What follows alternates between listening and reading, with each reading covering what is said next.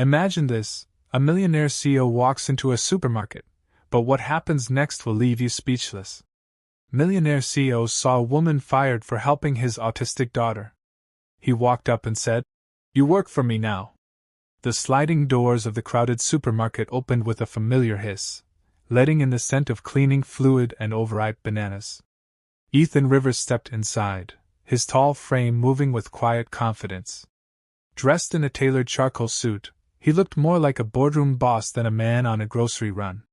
In truth, he was both. But today, he was just a father. Next to him, holding tightly to his hand, was Sophie, 5 years old, tiny. Her hair was tied into 2 neat braids. She clutched a well-loved stuffed fox to her chest, her wide gray eyes scanning the busy aisles with visible unease. Ethan leaned down and whispered softly, "We will be quick, okay?" Sophie did not respond. She rarely did in unfamiliar places.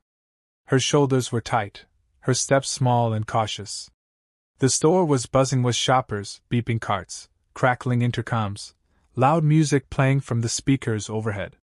It was a noise storm, unbearable even for some adults.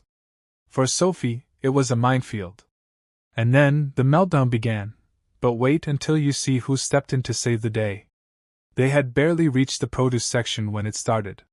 Sophie's breathing quickened. She pulled back on Ethan's hand, her grip on the fox tightening. Her eyes darted toward the overhead lights, her lips parting in silent distress. Her little feet stepped back. Then again, she began to tremble. Ethan crouched beside her, trying to block the surrounding noise with his body. "Sophie," he said gently, "look at me. You're safe. Just breathe with me, sweetheart." But she could not hear him. Not really.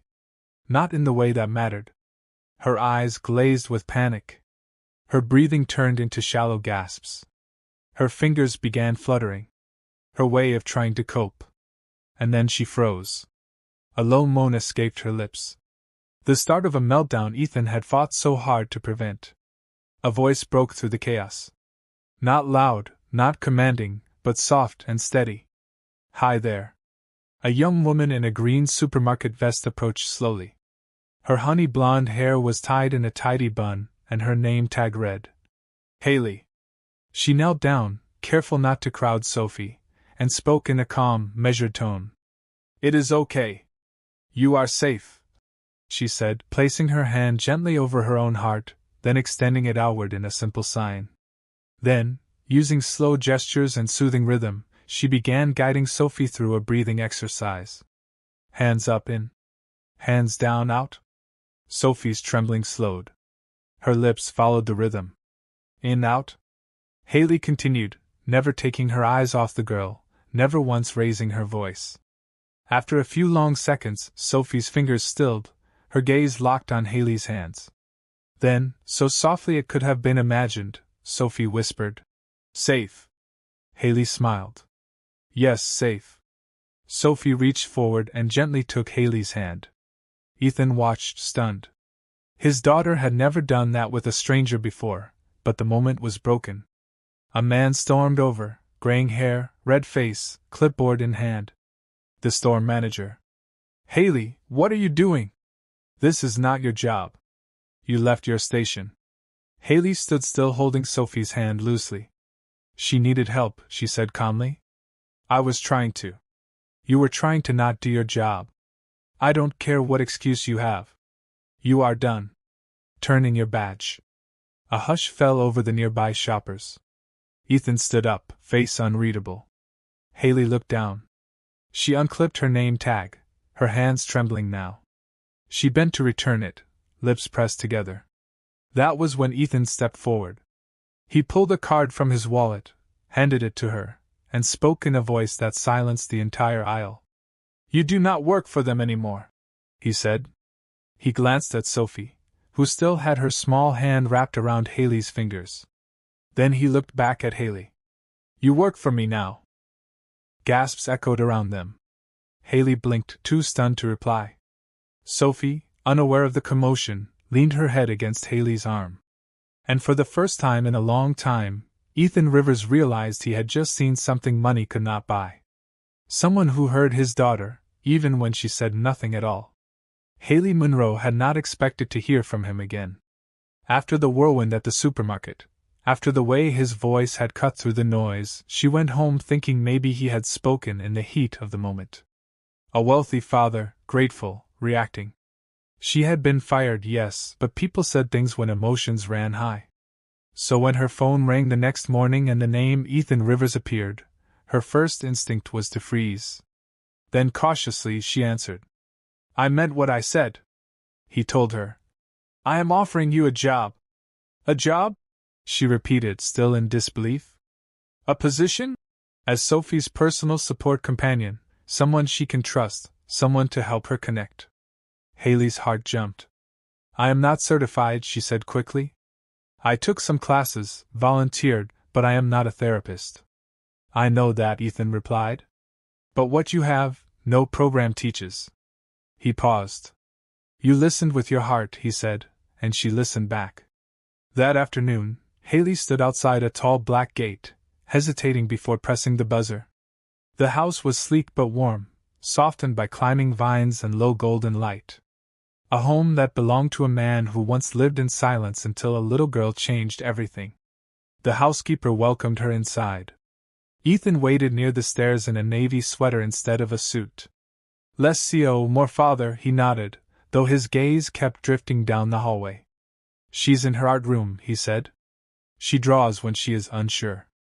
Haley followed him quietly until they reached a bright room at the end. On the floor, Sophie sat cross-legged, facing away, scribbling with deep focus. Her stuffed fox rested by her side. Haley said nothing. She sat gently on the rug, several feet away, and pulled a pencil from her tote. She found blank paper on the table nearby and began to draw, not looking directly at the girl, a sun, a tree, a little figure with pigtails, and a fox. Sophie did not respond. Haley kept going. She added a girl with a green shirt and glittery shoes, then drew the same fox again twice before slowly sliding the paper across the floor. Sophie paused. Then gradually she turned her head. For the first time, she looked at Haley, not through her, not past her, at her. There was no fear, no flinch, just quiet curiosity. Haley smiled. "Hi," she whispered. Sophie said nothing, but she also did not look away. The two of them remained in that sunlit room, Haley sketching hearts, Sophie drawing circles, speaking in shared silence. When it was time to leave, Haley stood, collected her things, and thanked Ethan gently before heading toward the door. Then she felt a tug on her sleeve. She turned. Sophie stood there holding her fox close, eyes wide and searching. One hand was stained with purple marker. She glanced at her father, tugged on his arm, and leaned close. "She's like Pink," Sophie whispered, barely audible. Ethan froze. He knelt beside her, stunned. "You said Pink?" Sophie nodded. Pink, the color she used to hate. Too loud, too scary. She never described anything as pink unless she wanted it far away. And now it was a word of comfort. Ethan turned toward Haley. For once, there was no distance in his eyes, no calculation, just awe and gratitude. He said nothing. He only nodded. And in that moment he knew. Haley was not just the kind woman from the supermarket who calmed a child once. She was someone Sophie had chosen. Without pressure, without fear, and to Ethan, that meant more than any credential ever could. She had stepped into a world few dared to enter. Not because she had to, but because she knew how. Through patience, through silence, through Pink. From that first quiet connection, something began to shift. Haley started visiting Sophie 3 times a week. The settings were always carefully chosen. Places without crowds or loud sounds, a bench under the trees at the park, a corner table in the library's children's section, a sunny room at home filled with pillows and an art easel. No strict routines, no pressure, just presence. Each time Haley brought something simple, a new set of markers, a stack of paint chips for the feelings color game, emotion cards with drawn faces, happy, nervous, calm, stormy. She would sit beside Sophie or a few feet away, never forcing closeness. The girl set the pace. Some days Sophie kept her distance. Other days, she quietly scooted closer. When Sophie felt overwhelmed, Haley used their color cards. Blue for calm, red for overstimulated, yellow for excited. Then she'd hold up her own, sharing how she felt too. It became their private language. Sophie, once too afraid to use even signs, started pointing, then nodding, then gently pressing her fingers to colors or sketching expressions in crayon. When she was brave, she made shapes in the air. A lopsided heart, 2 fingers pressed together, a swirl for confused. Ethan watched from afar. He never interrupted, always nearby with his laptop, pretending to work, but his eyes stayed fixed on the two of them. His daughter was blooming cautiously but steadily. He had not seen this light in her since Lena died, maybe ever. And Haley. Haley was the one holding the lantern. One Tuesday afternoon, Haley arrived with storied books tucked under her arm and a scarf Sophie had left at the library. When she entered the house, she stopped. Something was different. Sophie's art room, once bare and bright, had been transformed. The walls were now painted in calming tones, sage green, sky blue, lavender. The same hues from Haley's emotion cards. Floating shelves held framed pieces of Sophie's art. Stick figures holding hands, swirling scribbles in pastel tones, bold smudges titled Safe or Stormy. A new rug covered the floor, soft, textured, chosen carefully for sensory comfort. But what caught Haley's eye was the small wooden box on the center table, hand-carved, her name on it in gentle script, Miss Haley's Tools. She opened it slowly. Inside was a leather-bound journal, its pages labeled by week, new paintbrushes, a sensory squeeze ball, a child-sized pair of noise-canceling headphones, and 3 advanced books on emotional development for children with autism, the exact titles she'd once mentioned in passing to Ethan. She hadn't thought he'd remembered, but clearly he had been listening to everything. She heard footsteps. Ethan leaned against the doorway, watching quietly. Haley blinked, overwhelmed. "You didn't have to," she began. "I know," he said. "But I wanted to." For a long moment, she stood holding the box like something fragile. Then, gently, she placed it back and crossed to the wall where one of Sophie's newer drawings hung.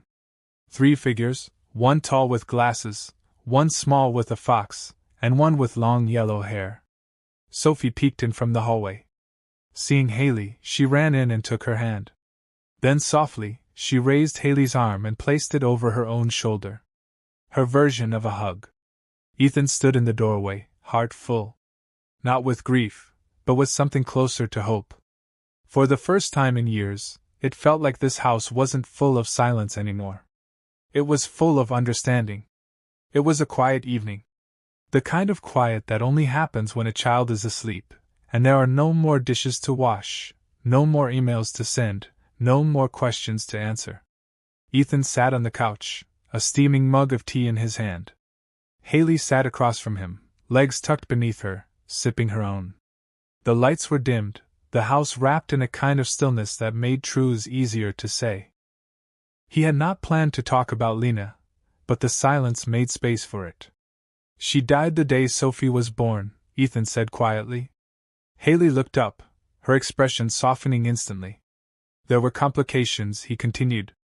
"Everything happened so fast. One minute I was holding her hand, the next I was holding a death certificate, and a baby who wouldn't stop crying." Haley didn't interrupt. She didn't offer sympathy. She simply listened. Really listened the way she always did. "I tried everything," Ethan went on. "The best therapists, the most prestigious programs. I spent a fortune on experts who never even got Sophie to look them in the eye." His voice grew tight. She would only draw. That was the only way she would speak. He stared into his tea like he could find answers in the steam. "I blamed myself. I buried myself in work. Built a company out of grief. Told myself, if I just succeeded enough, made enough, fixed enough, it would mean I was still a good father." There was a long silence between them, filled with the weight of what he had carried alone. Then Haley set her mug down, folded her hands in her lap, and said quietly, "My little brother has ADHD." Ethan looked up. "He's brilliant, creative, funny, but growing up, he was a handful. She smiled faintly. When our parents split, I became the only constant he had. I went to school with him, came home to cook for him, did homework with him while working. 2 part-time jobs. She exhaled. There were days I wanted to fall apart, but I couldn't. I had to be the stable one, the strong one, because no one else was going to do it. Ethan's eyes softened. Haley glanced down, then looked up again, her voice quieter. Now I understand what it means to be forced to grow up too fast, to feel like you have to be perfect when all you really want is for someone to say, "It's okay. You're allowed to break." The words sat between them, gently unspoken. After that, then came the night. It was around 2 a.m. when the silence was broken by a high, panicked cry. Sophie's. Haley, who had offered to stay overnight while Ethan caught up on work, rushed down the hallway. She found Sophie curled in her bed, clutching her bunny, tears streaking her cheeks. "Shh," Haley whispered, sitting beside her. She didn't ask questions. She didn't try to reason. She simply wrapped her arms around the little girl and began to hum, low, steady. A lullaby with no words, just melody and warmth. Sophie's sobs slowed. Her breathing eased. Ethan, drawn by the noise, stopped outside the door. He stood in the hallway, watching through the small opening. He saw his daughter wrapped in safety. He saw Haley rocking gently, her eyes closed, singing something older than language. His breath caught, his eyes welled with tears he hadn't allowed himself in years. Haley looked up and saw him there, frozen, backlit by the hallway light, shoulders sagging like they carried a world. Without a word, she reached out and placed a hand gently on his arm. It was the smallest gesture, but it was also the first time anyone had reached into his grief and touched it without flinching. Ethan didn't pull away. He closed his eyes. And for the first time since Lena died, he let someone be there when he wasn't strong. It was Haley's idea. "There's a therapeutic art workshop this weekend," she said, handing Ethan a flyer across the kitchen counter. "It's for kids on the spectrum. Might be good for Sophie to express herself, be around others." Ethan glanced at the paper, then looked at Sophie, who sat at the dining table, head down over her sketch pad. He nodded. "Let's try it." The workshop was held in a cozy art center filled with natural light. Tables were laid out with paints, crayons, and modeling clay. Volunteers moved gently, speaking softly, never forcing interaction. At first, Sophie clung to Haley's side, clutching her bunny tightly. "It's okay," Haley whispered, crouching beside her. "We can just sit and watch." They took a seat at a corner table. Haley picked up a brush, dipped it into pale pink paint, and began drawing slow swirls on paper. She said, "Nothing, just paint."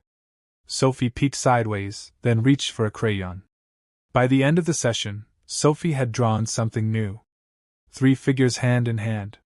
A tall man, a woman with yellow hair, and a little girl in a pink dress, all smiling. It was the first time Sophie had drawn herself in pink, and the first time she had drawn the 3 of them together. When she showed the drawing to Haley, her small hands were steady. She tapped each figure gently, one by one, her way of saying, "You, me, us." Haley only nodded, her smile trembling slightly. She didn't trust herself to speak. That night, Ethan and Haley stood on the rooftop terrace of his penthouse, city lights stretching out below.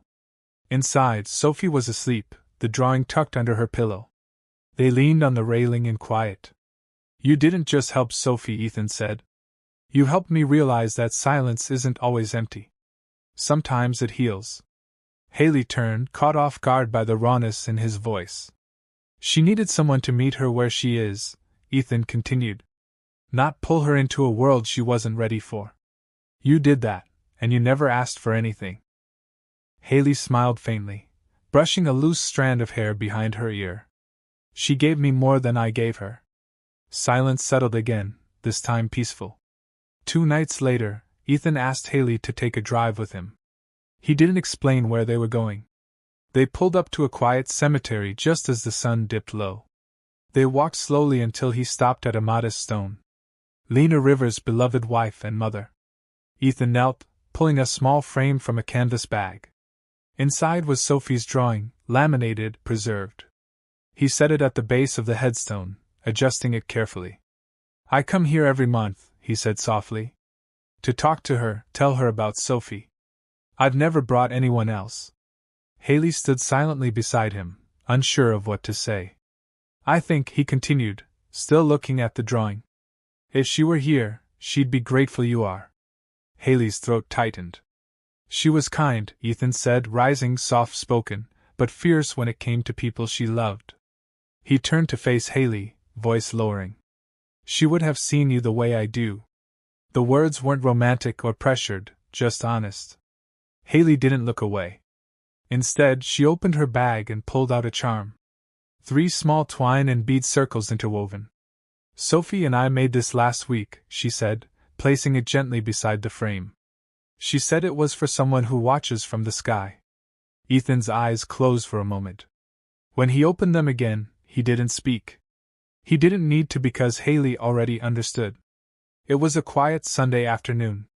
Ethan, Haley, and Sophie were sitting on a bench in the park, each with a cone of ice cream in hand. Sophie was unusually relaxed, swinging her legs as she licked at her strawberry scoop, her new favorite. Ever since Haley introduced it, they were laughing. One of those rare, gentle moments when everything felt settled until a voice broke through the calm. "Ethan." He turned sharply, recognizing the voice before his eyes confirmed it. Amanda Rivers. She stood a few feet away, her tailored coat immaculate, her expression unreadable. The last time he'd seen her was in a hospital room 5 years ago, when she screamed through tears and grief that his choices had killed her daughter. "Mom." Sophie's ice cream slipped from her hand. She looked up at Ethan, confused by the tension that suddenly crackled in the air. Ethan stood slowly, shielding Sophie with his body, but saying nothing yet. Amanda's gaze shifted past Ethan, straight to Sophie, then to Haley. Her lips pressed into a thin line. "I heard you were here," she said to Ethan. "It took me long enough to find you." Ethan's voice was calm, careful. "Why now?" Amanda exhaled.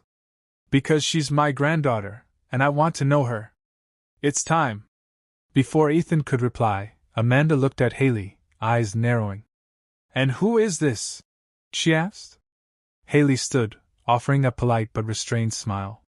"Haley, I help take care of Sophie." Amanda's tone sharpened, each word slicing the air. "Help? What kind of help can a girl from a grocery store offer a child like her?" Haley froze. Sophie stiffened beside her, gripping Haley's hand tighter. Ethan's jaw clenched. "That's enough." Amanda ignored him, her voice rising just enough for Sophie to hear every word. "She needs a real mother, not a supermarket waitress studying to be a teacher." Sophie whimpered, pulling at her dress, her breathing shallow and uneven. Haley immediately crouched down, cupping Sophie's face. "It's okay, honey. You're safe. We're here." But Sophie was already spiraling, rocking, mumbling, overwhelmed by a storm of emotion she couldn't name. Haley gently led her to the grass and sat with her, humming lowly, hands moving in soft, familiar signs. Amanda watched, a flicker of something unreadable crossing her face.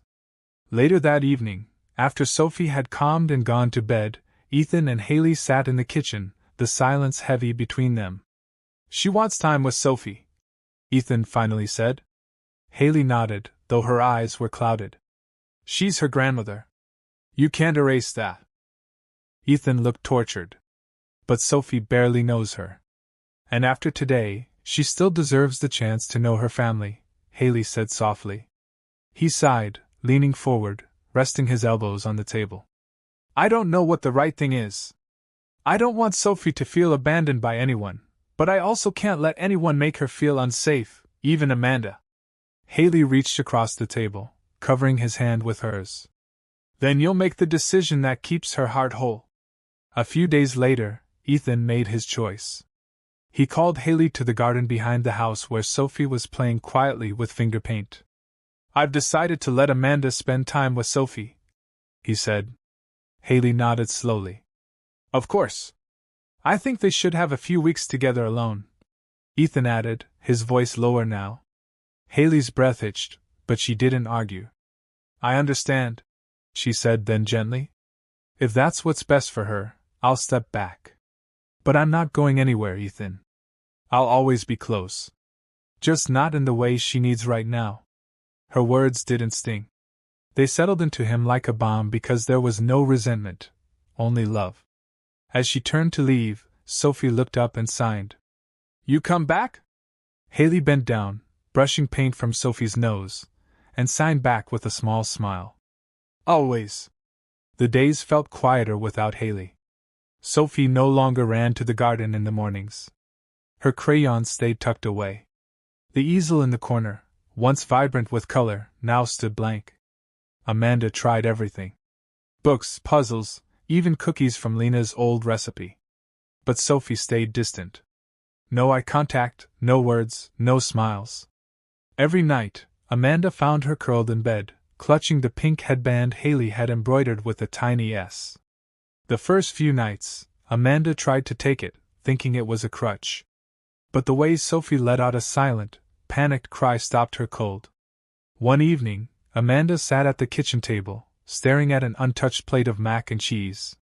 Across the room, Sophie sat on the floor, gently rocking back and forth.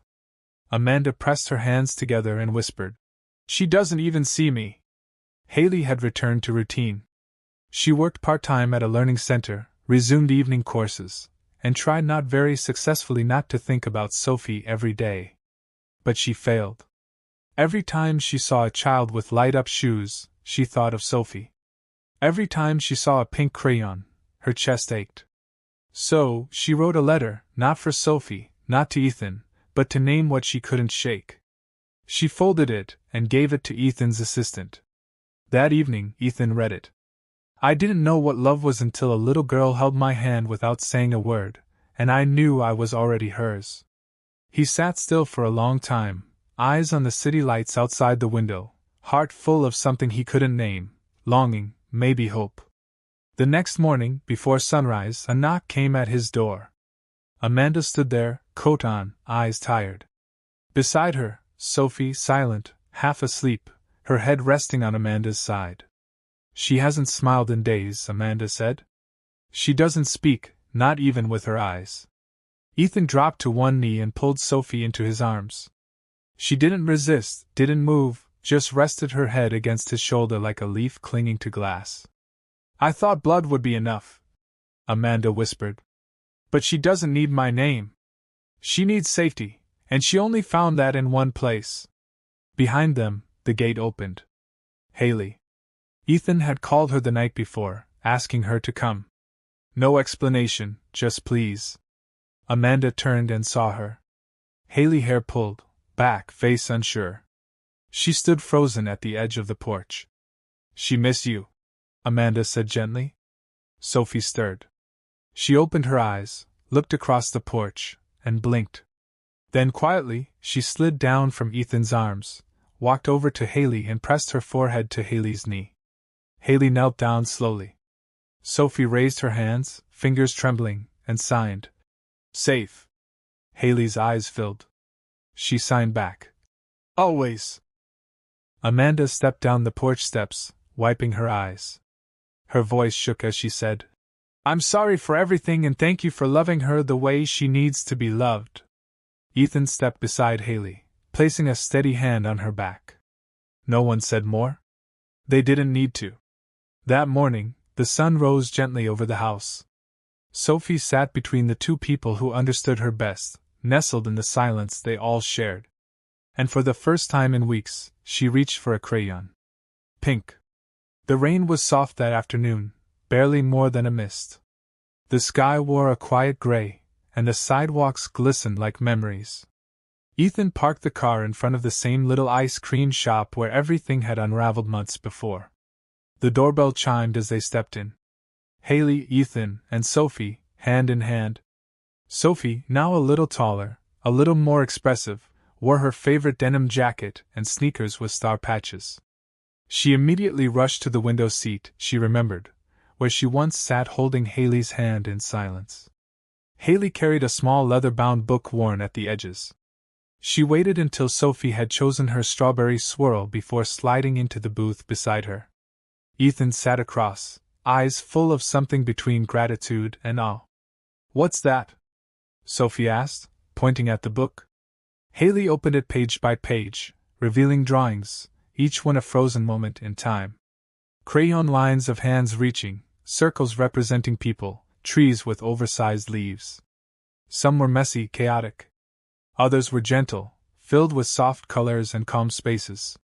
"These are your drawings," Haley said, smiling. "All the ones I saved from the very beginning." Sophie's fingers stopped at one picture. 3 figures, stick arms joined, standing beneath a pink sun. She traced each shape, her eyes wide. She turned to Haley, then to Ethan and lifted her hands. "This is family, right?" Haley's breath caught. She nodded, pulling Sophie into a hug. "Yes," she whispered. "This is family." The moment stretched, warm and unspoken. Ethan cleared his throat and reached into his coat pocket. He slid a small navy blue box onto the table. Haley blinked. "Ethan." He didn't say a word. Instead, he opened the box. Inside was a delicate silver necklace. Hanging from the chain was a simple charm. 3 interlocked fingers curved in the exact shape of the sign for always. A symbol Haley had once taught Sophie during their first few weeks together. Ethan looked at her, then raised his hands and signed. "Will you be our always?" Haley covered her mouth, tears brimming, then reached for his hands with hers. "I already am," she signed back, smiling through the tears. Sophie clapped, completely understanding in her own way, her laughter like bells in the quiet rain. 1 year later, the sign above the small brick building read, "Always home." Inside, sunlight poured through wide windows. The walls were painted in soft blues and greens, and shelves were filled with tactile toys, story books, and sensory tools. At the front desk, a hand-painted plaque read, "Love is not what you say, it's what you show." Haley walked through the hallway, stopping to kneel beside a new child sitting nervously by the door. With a calm smile, she signed, "Hello, safe." And right beside her, proudly wearing her own little name tag, was Sophie Rivers, assistant helper. Sophie turned to the new child and mimicked Haley's signs slowly and clearly. The boy smiled. Ethan sat at the back of the room, arms folded, his eyes shining. He wore no tie today, just a soft gray sweater and a look of peace he hadn't known in years. Haley caught his gaze. He gave her a small nod, the kind that meant, "Thank you. I love you, and we made it." All at once. She returned it with a smile. Because in a world that often spoke too fast and listened too little, they had found their rhythm, not in grand declarations, but in quiet signs, in gentle hands, and in choosing each other every single day. Thank you for watching this heartwarming journey of quiet love, second chances, and the family we choose.